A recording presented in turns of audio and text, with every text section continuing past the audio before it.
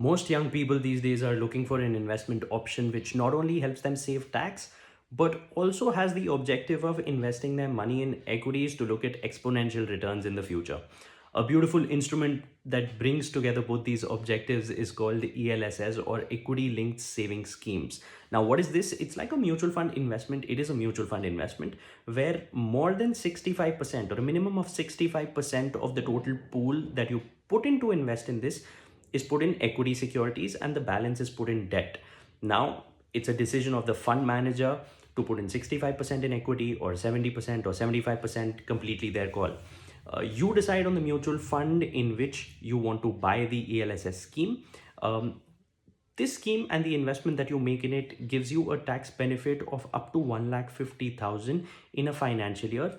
This is deduction of up to 1,50,000 from your taxable income under Section 80C of the Income Tax Act.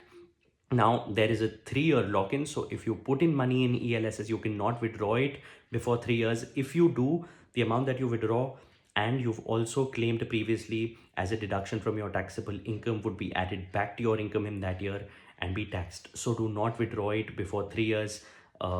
Also, the capital gains that you have, the long-term capital gains that you have on selling of these instruments up to 1 lakh are not taxable. So if you have a long-term capital gain on sale of ELSS of up to 1 lakh, it is not taxable at all.